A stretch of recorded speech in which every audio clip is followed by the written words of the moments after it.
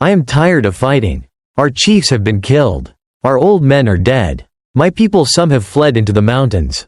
Without blankets, without food, I only want to find my children, to see if any of them are still alive. Perhaps I will find them among the dead." The sorrowful Lakota chant echoes across the open plains. A native man stands before a line of mounted Crow warriors, singing, "It is Sitting Bull, he and his fighters have just stolen a herd of enemy horses." And now he sings to mock them with the rhythm of defiance. The Crow chief steps forward. A duel begins. With fury, both charge at full gallop. The Crow chief drops to his knee and raises his rifle. A single shot rips through Sitting Bull's toe, spraying blood at his heel. He crashes to the ground, but springs up quickly and fires back. The bullet drops the Crow chief. Writhing in pain, Sitting Bull staggers forward and plunges a knife into the enemy's chest. The Crow scatter and retreat. With his wounded foot dangling and bloody at his horse's side, Sitting Bull returns to the lands he knows, the undulating hills that roll into cool riverbanks. The place where wolves roam beneath silver moonlight. Nearby, the teepees sleep quietly beside the glowing fire. The returning warrior is hailed not merely as a victor, but as a holy man, a spiritual leader who understands omens better than battles. In these vast plains, stealing horses is revered as a clever feat, a mark of brilliance. While native tribes of the East were devastated by European disease and forcibly relocated to reservations, the Great Plains remained a dynamic frontier, a home to scattered, diverse tribes, bound by shifting alliances and political rivalries. The European horse had become a powerful weapon and tool for survival. Many tribes abandoned farming and embraced a nomadic life, relying on mounted hunts of the great bison herds. The fur trade with whites drove the pursuit of wealth, guns, and horses, but the wild game soon began to vanish, hunted to scarcity. In the warrior culture of the plains, where glory once came from small raids and scalping enemies, conflict among tribes intensified. Weaker nations were shattered by those with more horses and firearms. The transition from self-sufficiency to a market-based economy introduced inequality within the tribes. Women's traditional role as makers of buffalo hide robes became commercialized. Wealthy men offered large dowries to take multiple wives, turning them into laborers to grow their fortunes. Yet, most plains villages remained communal, valuing bravery, generosity, and wisdom. Elders gathered around fires to share ancient stories and speak of the spirits that dwelled in sky, stone, and tree. But the white tide from the east began to surge. Rattling wagons creaked across the prairie. Whites driven westward by gold fever disrupted bison migrations and often clashed violently with native tribes. U.S. soldiers intervened to broker peace or to protect white settlers' roots. Leaders like Sitting Bull placed no trust in U.S. promises. After all, in 1864, American troops had bathed the Cheyenne and Arapaho village at Sand Creek in blood to avenge the killing of a white family whose killer remained unknown. They ignored white flags, massacred women, scalped children, and returned with trophies of brains and unborn infants. Sitting Bull and the Lakota rejected U.S. treaties. Other Lakota leaders had once signed agreements allowing U.S. roads across their land in exchange for $50,000 in goods each year for 50 years. The U.S. government later slashed the term to just 10. The treaties often unfairly defined land use rights. One Lakota chief, Black Hawk, once admitted, "This land once belonged to the Kiowa and Crow. We drove them out just as the whites now do to us." Forced relocations benefited the U.S. government. Hungry tribes like the Pawnee accepted reservation life to survive. The Crow, hoping to endure, allowed whites to pass through lands sacred to Cheyenne, Arapaho, and Lakota peoples. Civil War veterans and European immigrants began sweeping across the plains. Red Cloud, a Lakota chief, declared, "Their presence here is an insult to the spirits of our ancestors. Shall we give up their sacred resting grounds for cornfields?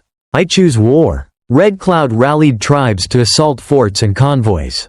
A young warrior named Crazy Horse, calm but fierce, lured U.S. soldiers from their post into tall grass, where hundreds of warriors lay in wait.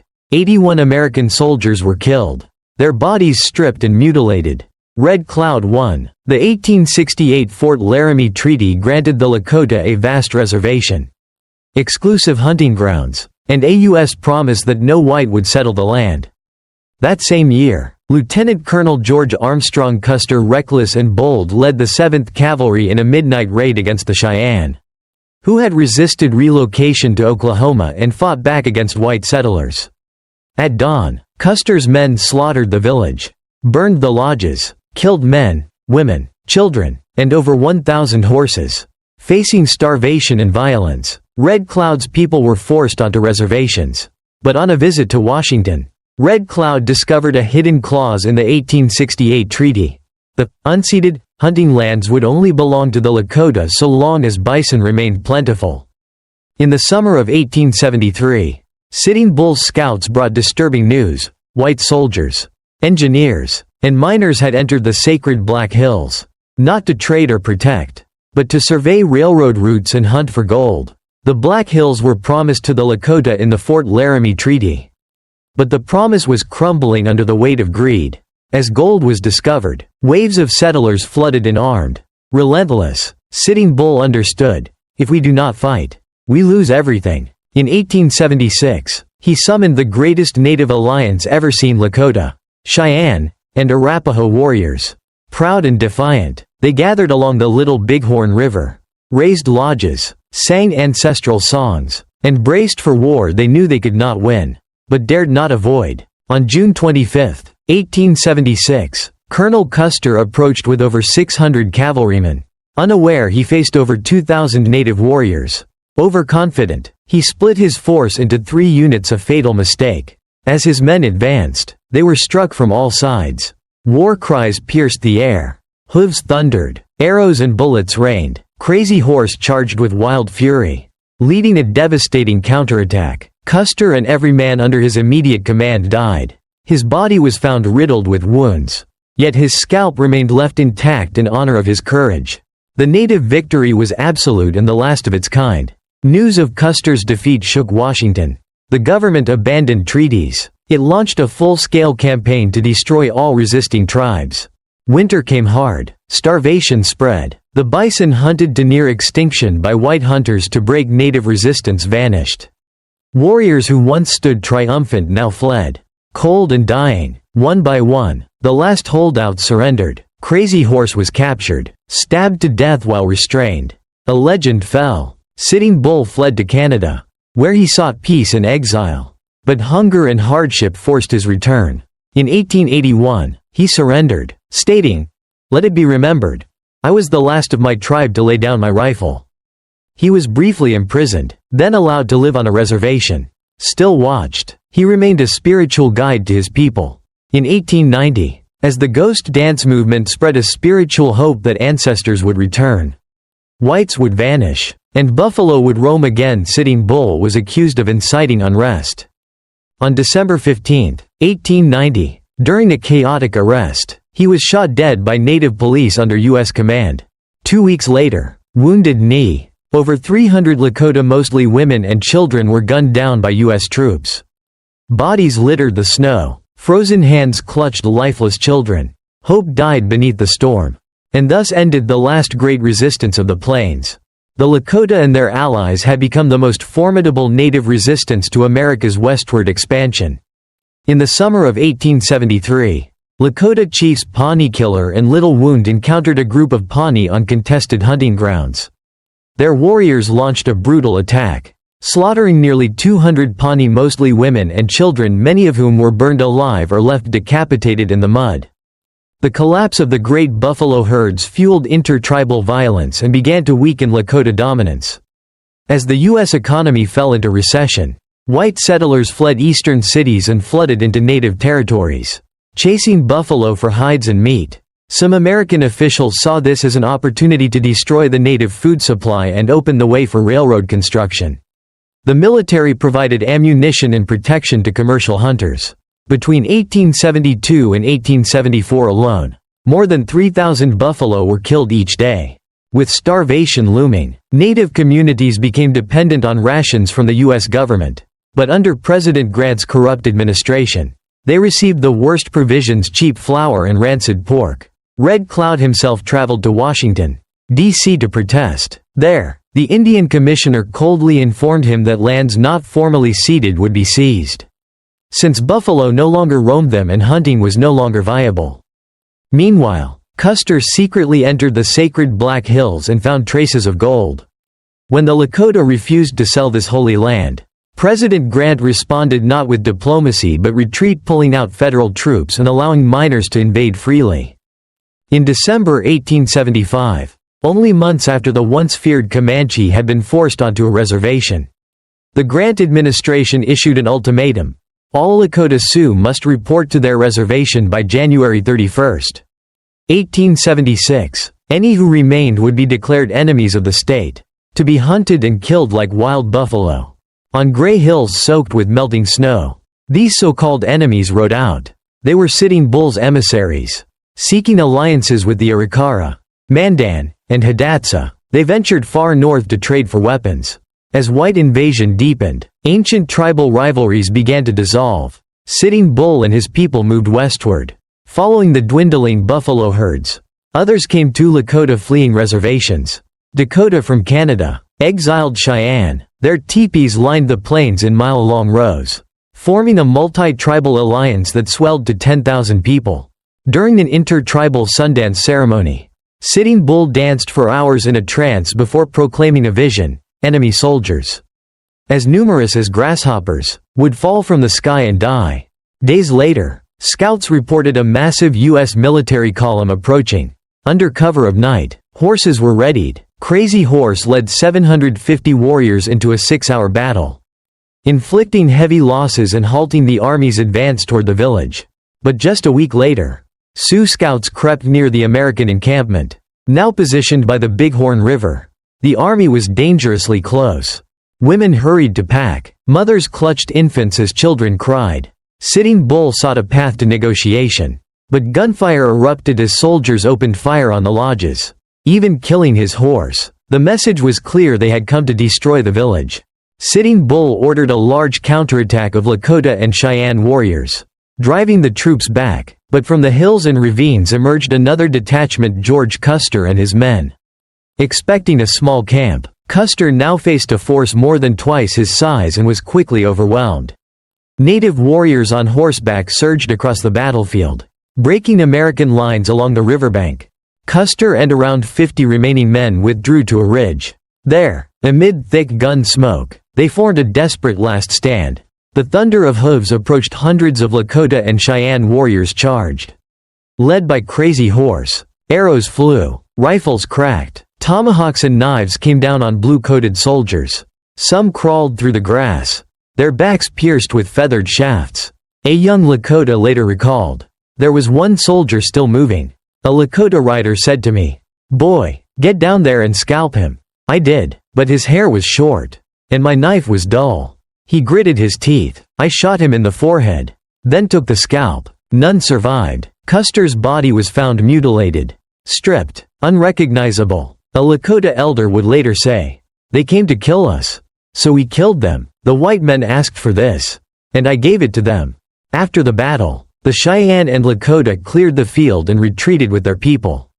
From the lofty seats of the U.S. Capitol, vengeance was swift. Congress passed legislation forcing the Lakota to surrender all lands outside the Great Sioux Reservation, including the Black Hills, their most sacred ground. Under the Fort Laramie Treaty of 1868, any future land cessions required signatures from 75% of adult Lakota males. But Congress ratified the New Deal with only 10% consent. 7 million acres were seized. Those who remained on their ancestral land were now outlaws. They scavenged for rotting buffalo meat in desolate hills. Black coal smoke dimmed the horizon as whites tore into the Black Hills in search of gold. Eventually, Crazy Horse too came into the reservation. A golden era had ended, leaving only the ashes of betrayed pride. Within the confines of the agency, Crazy Horse was no longer the feared warrior of old. The man who had once haunted U.S. campaigns was now under constant surveillance. He trusted neither the white authorities nor the natives who had sided with them. Every word he spoke, every step he took, was watched by whites and by former brothers who now served the U.S. government. By the summer of 1877, Rumors swirled. Some claimed he planned to flee the reservation and take up arms again. Others said he intended to kill pro-government tribal leaders. Without evidence, the army decided to act preemptively. Crazy Horse was summoned to Fort Robinson under the pretense of a peaceful meeting. But when he arrived, there was no negotiation, only guards and restraints. Realizing the betrayal, he resisted. In the chaos, a native soldier stabbed him in the back with a bayonet, driving the blade deep. Crazy Horse died without a final word. There was no grave, no stone. His body was carried away under the cover of night by a small group of loved ones. To this day, his burial site remains unknown, as if his spirit still rides the wind across the prairie. Unconquered, with their fiercest leaders gone, the Lakota, Cheyenne, and many other native nations fell into silence within the reservation system, where hunger, oppression, and loss became daily life. Gold continued to be mined in the Black Hills. The sacred hills were gouged and blackened by fire and blood. Millions of acres of native land were taken. With no treaty respected, the U.S. built a legal system to justify the theft. Though the tribes fought back through courts and refused compensation, the land was never returned, not even after the U.S. Supreme Court declared the seizure unconstitutional in 1980. Instead, a monetary settlement was offered, but the Lakota still refused to accept it. To them, money means nothing. We do not sell the bones of our ancestors. We want the land back. And so it was that a few months after Crazy Horse surrendered, he was betrayed, arrested, and killed. The last great warrior of the Great Plains fell not in battle, but by treachery. Sitting Bull had vanished from the reach of the United States Army. Along with his loyal followers, he migrated north to Canada, where herds of buffalo still wandered the wild plains. There, beneath the open skies, they pitched their teepees beside campfires, telling ancient stories to their children as if clinging to the last warm breath of a fading world. But the final embers of native power across North America were dying out. In the Pacific Northwest, Chief Joseph led 700 ailing Nez Perce on a desperate flight toward Canada. Hoping to join Sitting Bull, the U.S. Army pursued them relentlessly, forcing their surrender before they could reach safety. A few years later, even the Canadian buffalo began to disappear. In 1881, Sitting Bull and his people returned to the United States.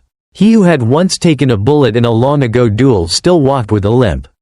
But his spirit remained unbroken. As he surrendered his weapon, he declared, "I want it remembered that I was the last man of my people to lay down my gun." He and his followers were loaded onto a steamboat and imprisoned for 2 years at a military fort. Eventually, they were transferred to the Standing Rock Reservation.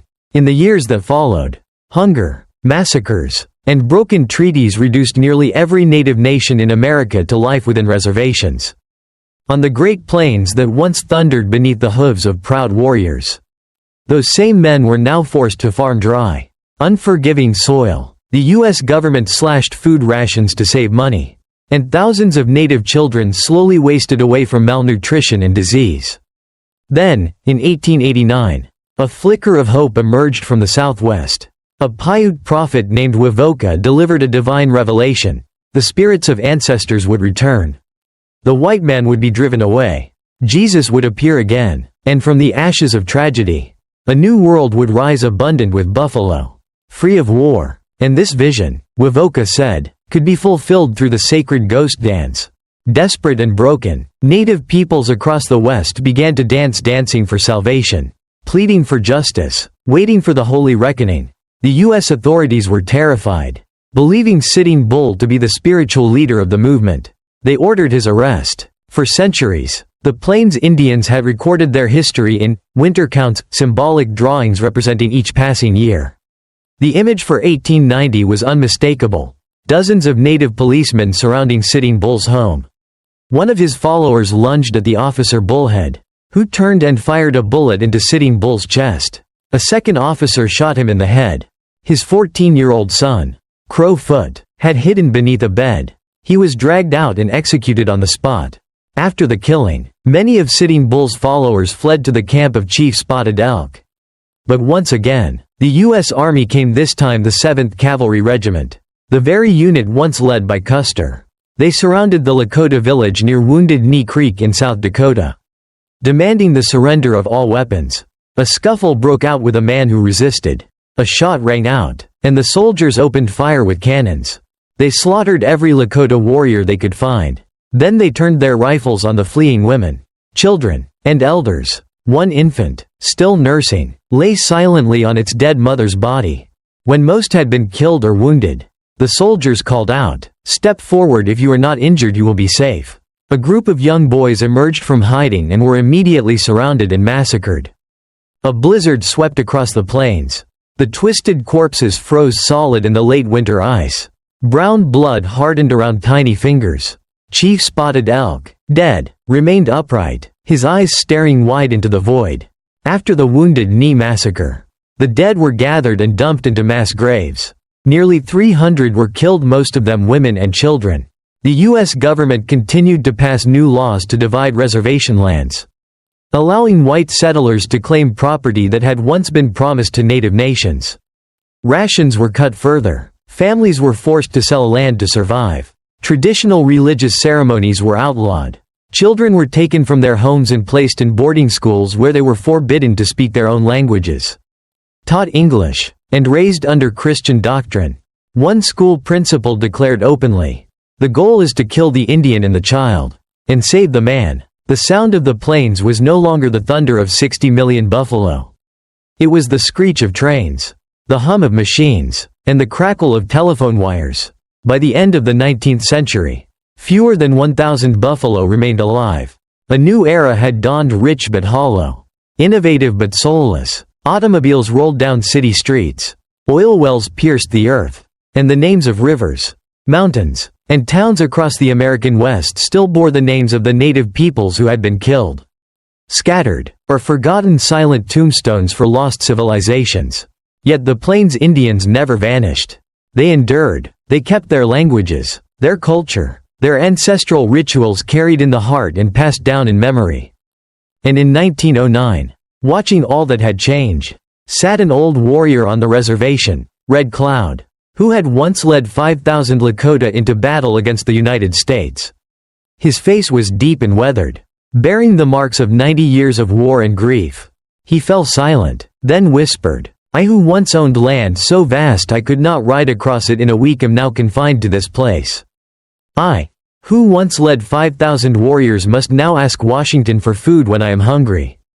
I now must beg the government for what was always mine."